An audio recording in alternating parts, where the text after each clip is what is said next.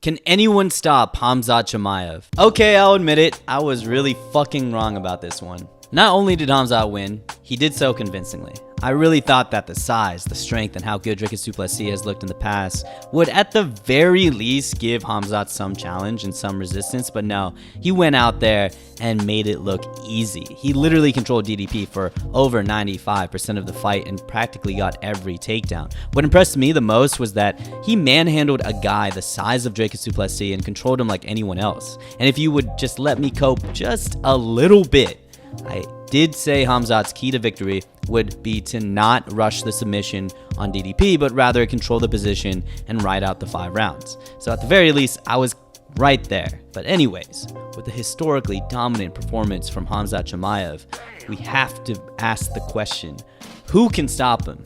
The middleweight division is slowly but surely becoming one of the best divisions in the UFC right now, with newcomers making it interesting as they continue to take out the old guard of the division. In a couple weeks, Caio and Nassourdine Imavov are going to square off for probably the next title shot. Caio Borralho has been representing the Fighting Nerds well in this division as he is undefeated in the UFC and is coming off of a beatdown of veteran Jared Cannonier.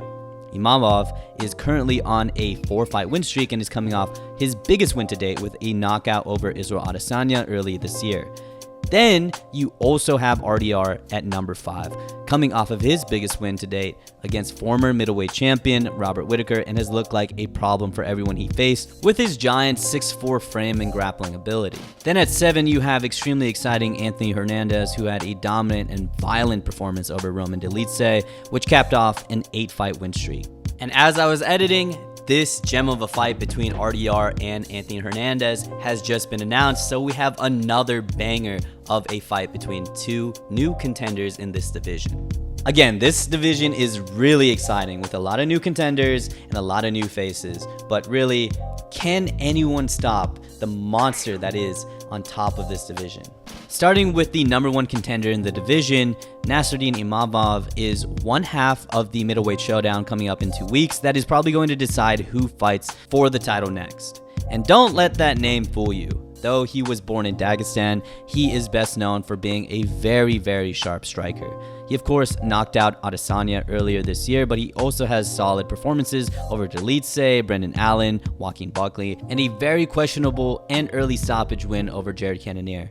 He isn't just purely a striker that wants to keep things on the feet. He's also shown in fights that he's not afraid to follow guys to the ground or even initiate the grappling and get dominant positions on the ground as well. Now, with all that being said, Khamzat round 1, round 2 submission. The middleweight division has historically not had the most dominant grapplers. This was a division ruled by Whittaker, Adesanya, Pereira, and Sean Strickland. Maybe outside of Whittaker, pretty much all pure strikers at that. So during this time, Nassourdine Imavov really hasn't had to prepare for any strong grapplers. Brendan Allen is probably the best grappler Imavov has had to face, and though he did win this fight very convincingly and defended some of the takedowns and even stayed on the ground with Allen in some grappling exchanges to regain control. I mean, this happened in the first 10-15 seconds of their fight, and he was literally on the bottom the entire time. Brendan Allen, besides the very first takedown, had some horrible, extremely telegraphed shots that were very easy for Imavov to sprawl on. However, if that first shot kept Imavov on the ground like that the entire first round,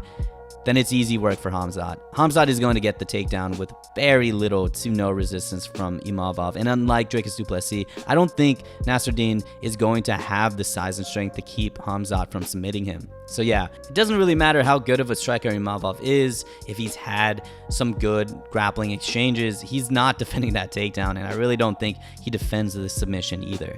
Nassourdine Imavov might be cooked, and speaking of cooked and ready to eat, let's talk about today's sponsor, DoorDash. What up, guys? I'm sure you've seen the new place. It is pretty sweet, but it was a huge pain to move all my stuff all the way over here. And the only solace I had at the end of the day was that I was able to get my food delivered right here to this place using DoorDash. And specifically, I've loved using DashPass, which is DoorDash's exclusive membership that gets you $0 delivery fees on eligible orders and also some exclusive deals and offers for members only. With those type of savings, DashPass pays for itself in 2 orders on average.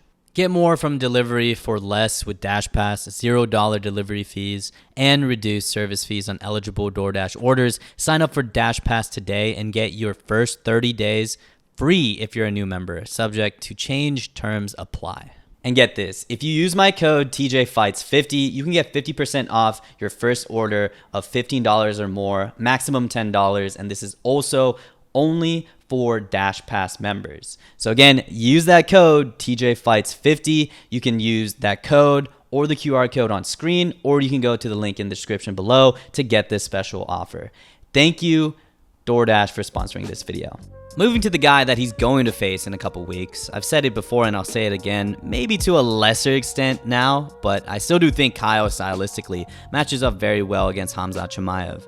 And the only 2 times we've seen Khamzat struggle was against guys with grappling bases. Now granted, Khamzat chose to stand and bang with Gilbert Burns, and he's never really fought a fight like that ever again, and apparently he did injure his hand against Kamaru, so that's kind of why he slowed down, but still, I think the resistance from both those guys gave Khamzat some problems and had to have contributed to him slowing down from shooting. Though Dricus du Plessis did survive, as in he didn't get choked out. He pretty much showed little to no resistance, which signaled to Khamzat that it was free range for those takedowns. But I think Caio, with his strong grappling base, is going to at least give Khamzat some problems, and at the very least keep this fight standing longer than the DDP fight. Caio has shown some nasty power in his last outings with his beatdown of Cannonier and his impressive KO win over Paul Craig. But remember, Caio is primarily a grappler. His other wins in the UFC and his really entire MMA career has mostly been out wrestling and controlling the competition. And in one instance, he even got the rear naked. Caio is big, strong, and has a very good grappling base. He's rolled with Khamzat before. Granted, the little footage we've seen from that training session did not look good for Caio Borralho, but still, I think physically and stylistically, he's a better matchup for Khamzat than Imavov because he is primarily a grappler with solid wrestling and tremendous power that could very well catch Khamzat in the short windows this fight is standing. But even so, there's levels to Caio's grappling and Khamzat's grappling, and I wouldn't be surprised if we see another Khamzat DDP situation. I will say I'm more confident in Caio not being submitted, at the very least, considering how good his grappling is, and he's originally a jiu-jitsu guy, so he will have a lot of answers to Khamzat's submission attempts. But with all that being said, Khamzat by decision. I think Caio could present some resistance, maybe some problems that DDP wasn't able to present to Khamzat in their fight, but Khamzat, having trained with Caio and knowing that he could probably dominate, will probably dominate if they ever meet for the belt.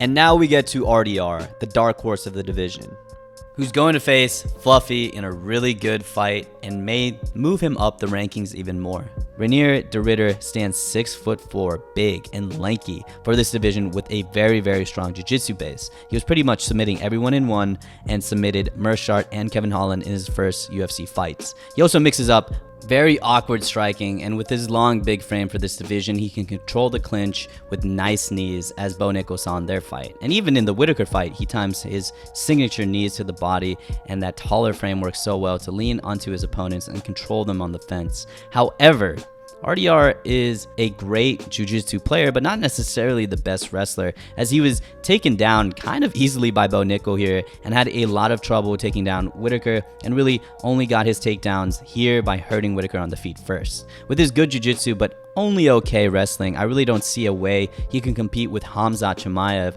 Maybe because he has such strong jiu-jitsu, he can do things off his back that can make Khamzat think twice, and because he's so comfortable off his back, he could have some tricks up his sleeve to at least not get pancaked the whole time when Khamzat inevitably gets top position. But still, I think Khamzat is going to run through RDR like everyone else.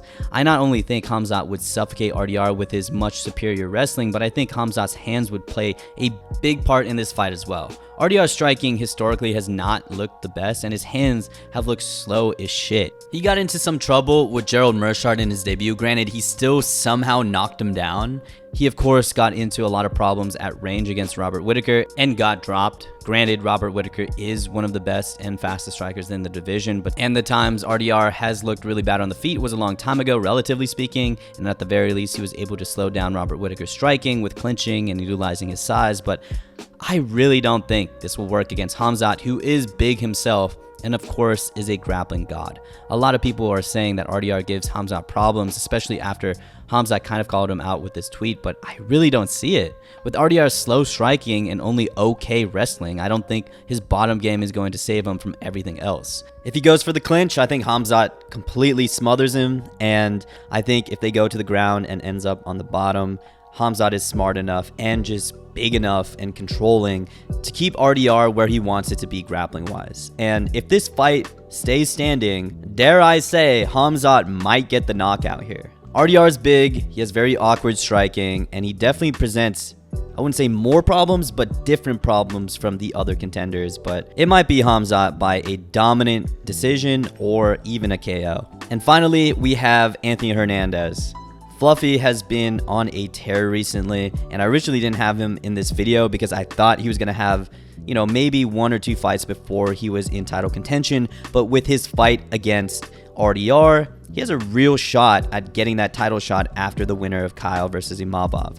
He is very, very good. He just came off of a violent and dominant performance over Roman Dolidze. He's on an 8-fight win streak, and he is pretty well-rounded.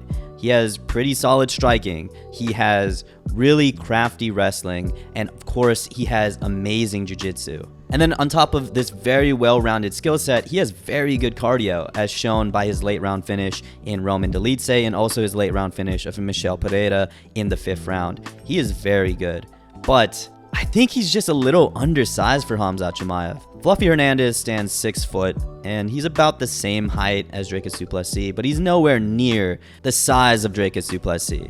His wrestling really relies on very crafty moves rather than his sheer strength and explosiveness, and I just don't think that's good against Khamzat Chimaev.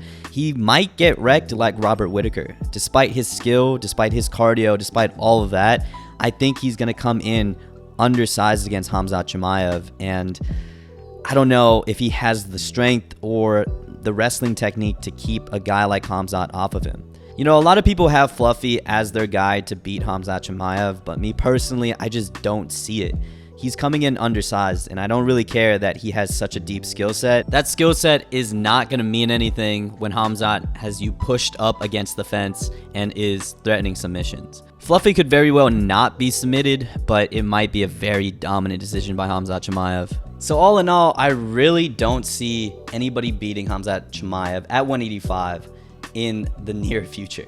Me personally, I would have Kaio and RDR neck and neck with the people who give Khamzat problems because of their size and skill set, followed by Fluffy, then Imavov last, but it's all close. If you have any of these 3 above the other, I wouldn't argue with you, but I think we can all agree that they all don't have a good chance at beating Khamzat Chimaev. Anyways, what do you guys think about Khamzat on top? Will he be destroying every contender? Will he be fighting consistently? Who knows? I don't know. Khamzat now as champion has a chance to just completely wreck everybody in this division, even though this division is probably not going to see a new champion anytime soon. The contenders look really fun, really incredible, and the fights between them are going to be sick. So anyways, thank you guys for watching and always supporting. I'll see you in the next one. Peace.